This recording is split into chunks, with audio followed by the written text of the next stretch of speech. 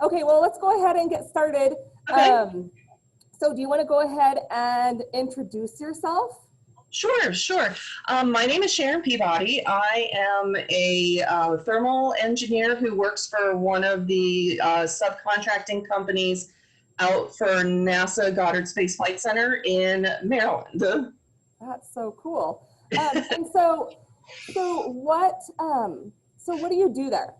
Like you, So the thermal engineers, we joke that we are the HVAC engineers for spacecraft. I mean, and really that's pretty much what we do. Our job is to make sure that spacecraft, instruments that go on spacecraft, that they don't get too hot and that they don't get too cold. So and that comes into play not only when we're on the ground testing everything, but all the way through flight, because there's things on the spacecraft like computer chips that can't get too hot because they'll start breaking bonds, and they can't get too cold.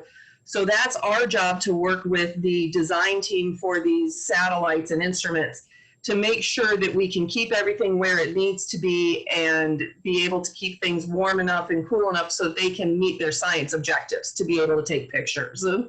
that's awesome. Like what a fascinating thing to be able to do, right? You're like on spaceships. Yeah, it's crazy to look out there and say, oh, okay, well, there's something going around the moon. Yeah, we worked on that. Or there's one, we see things coming through the weather report from one of the NOAA satellites. It's like, oh, yep, I know people who've worked on that one. And or like when they're launching, you're like, that's my stuff going to space. Yes, exactly. That's my stuff going up there. It's wild. Yeah. So when did you decide to become an engineer? So as a kid, I had always loved space. I always loved astronomy. I never really knew until I got into high school that engineering was kind of a path where you could still be involved in that. I always thought, oh, you have to be like a planetary scientist, or the guys who are really the super smart guys behind figuring some of these things out. It's like, no, there's a whole other crew of people that come around behind it.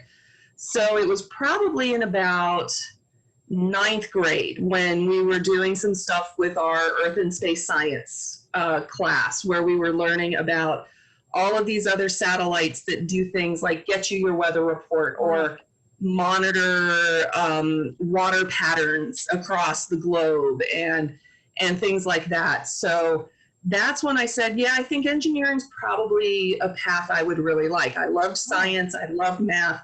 I still loved English. I really did. I didn't really dislike it. It was just math and science was really where I was.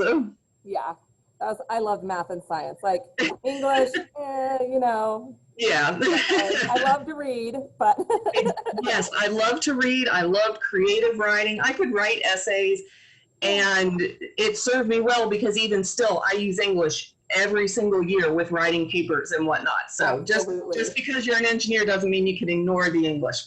yeah, you still have to be able to write. Yes. I think that's in any field, right? In any field, you still have to be able to write. Yes, definitely. Yeah, and in science, like when so many scientists write papers. And that's how we share all of our research, right? Yes. So yeah, thanks for mentioning that, because that's a great thing for kids to know. Yes, yeah, definitely. So what kind of schooling did you have to get to where you are?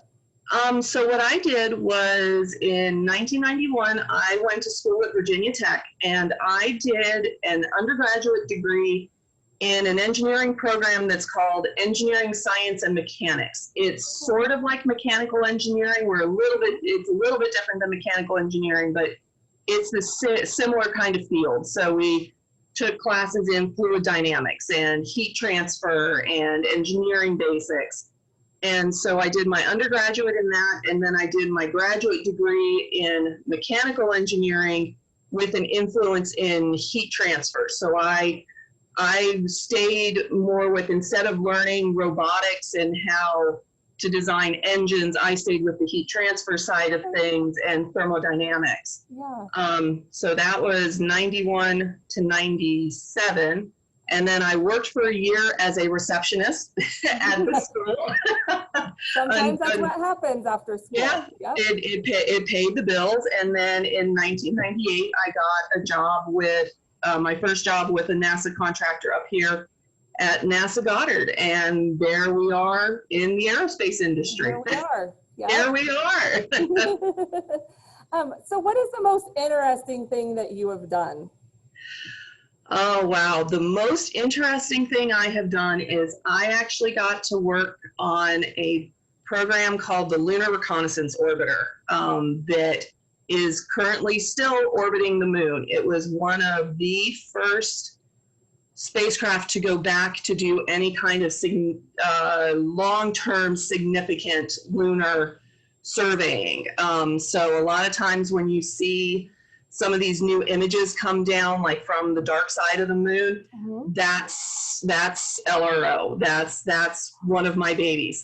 Hey, that is so awesome. Yeah. Well, that's all the questions I have for you. I know. Super Okay. simple, super easy. Yeah, no, it's great. Yeah. The one thing I might say to anybody who's thinking about engineering is be flexible with where you think things might take you. You might have your heart set, or you might think, hey, I want to do this. But then later on down the road, you say, you know, I'm really not interested in learning thermodynamics. I really like robotics. Yeah. Go for it. Go for it. Just be willing to be flexible, because a lot of engineers, even if you're in different disciplines, you know a lot of the same things. So much of the basics are comparable to everybody. Those cross, we call them cross-cutting concepts. Yes, right? exactly. They're concepts that go across multiple fields of science. And yes, that's it. And even sometimes you might have a degree in something and work in something completely different, but you still have those concepts that you need in order to be successful. Yes, So, one of the gentlemen I work for, I'm sorry about that. One of the gentlemen I work for at NASA Goddard, he has a math and physics degree, but he's now a lead thermal engineer. So same idea. Yep. No, it's that background knowledge, and that's why in college they want you to be well-rounded, and you take English and you take math and you take everything, because you might work somewhere else sometime, and those things just are a background piece to help you to be successful. Exactly. Yes. Thank you so much. You're welcome. That was amazing. Yay!